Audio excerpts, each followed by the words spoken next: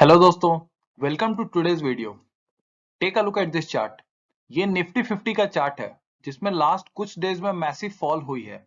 Nifty के इस current fall में सबसे ज्यादा कंट्रीब्यूशन अदानी ग्रुप के स्टॉक्स का है, वेयर अदानी ग्रुप के स्टॉक्स में एक एक दिन में 5% से 20% तक की फॉल भी हुई है, जिसके कारण अदानी स्टॉक्स के मार्केट कैप में से 5.5 लाख करोड़ से भी ज्यादा वाइप आउट हो गए हैं।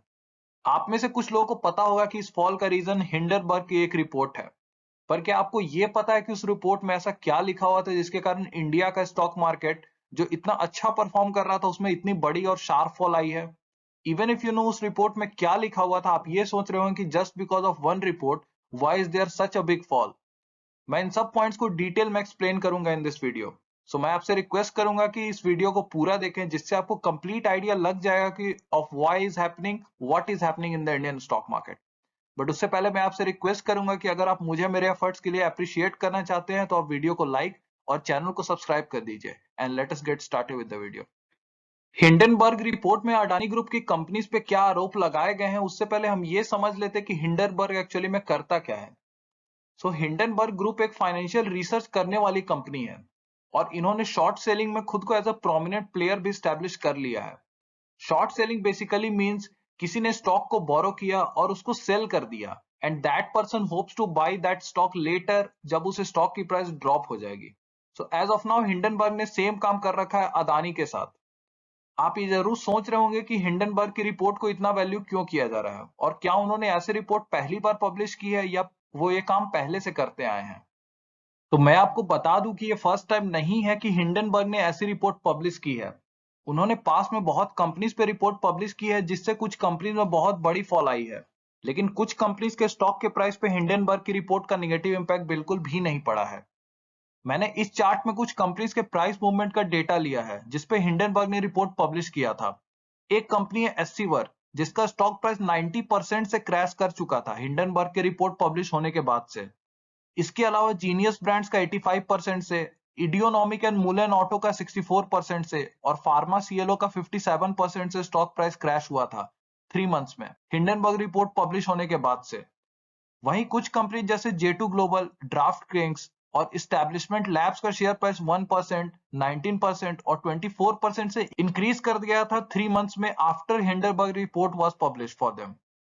सो आप क्लियरली देख पा रहे हैं कि हिंडनबर्ग की रिपोर्ट को इतना वैल्यू इसलिए किया जा रहा है क्योंकि पास्ट में भी उनकी रिपोर्ट में जो बातें बोली गई थी उसमें से बहुत सारी बातें सही पाई गई हैं। अब हम देख लेते हैं कि हिंडनबर्ग रिपोर्ट में क्या एलिगेशंस लगाए गए हैं अदानी ग्रुप की कंपनीज पे। पहला आरोप यह लगाया गया कि अदानी अपने ही पैसे को इंडिया के बाहर ले जाता है और उसी पैसे को फॉरेन इंस्टीट्यूशंस के नाम पे अदानी ग्रुप के स्टॉक्स में इन्वेस्ट करवाता है। ऐसे करने से अदानी अपने स्टॉक के प्राइस को गलत तरीके से इंक्रीज करवा रहा है, जिससे अदानी ग्रुप के स्टॉक्स अपने कॉम्पिटिटर्स के कंपैरिजन में काफी महंगे हो चुके हैं। नेक्स्ट ये बोला गया है कि अदानी ऑपरेटर्स की हेल्प भी ले रहा है अपने स्टॉक के प्राइस को मैनिपुलेट करने के लिए। ये ऐसे ऑपरेटर्स की हेल्प लेता है जिनके अगेंस्ट ऑलरेडी एलिगेशंस है कि ये स्टॉक के प्राइस को मैनिपुलेट कर रहे हैं। नेक्स्ट पॉइंट ये बोला गया कि अदानी पैसे को गलत तरीके से इंडिया से बाहर ले जाता है और वो अपने ग्रुप कंपनीज के रिजल्ट्स और बिजनेस को बढ़ा चढ़ा कर भी दिखा रहा है। नेक्स्ट मेजर एलिगेशन ये है कि अदानी के कंपनीज में जो लोग प्रोमिनेंट पोजीशन होल्ड करते हैं उनके अगेंस्ट बहुत सारी कंट्रोवर्सीज रह चुकी हैं। फिफ्थ पॉइंट ये है कि अदानी की अकाउंटिंग ठीक नहीं है और उनकी बैलेंस शीट में बहुत सारे इश्यूज हैं और शायद यही रीजन है कि लास्ट 8 ईयर्स में इनके 4 CFO ने रिजाइन भी कर दिया है। हमने अदानी ग्रुप के ऊपर लगाए गए एलिगेशंस को अब तक देख लिया है, बट जब तक ये एलिगेशंस प्रूव नहीं हो जाते हैं हम लोग ये कंक्लूड नहीं कर सकते कि who is right and who is wrong.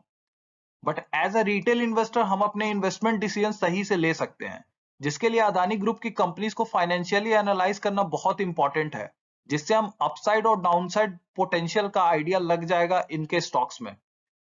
इसी बारे में हिंडनबर्ग ने अपने रिपोर्ट में इस चार्ट को पब्लिश करके बताया कि अदानी ग्रुप कंपनीज का फाइनेंशियल रेशियोज उनके इंडस्ट्री पीयर से काफी ज्यादा डिफर करता है और उनमें पोटेंशियली कितनी डाउनसाइड आ सकती है गोइंग फॉरवर्ड।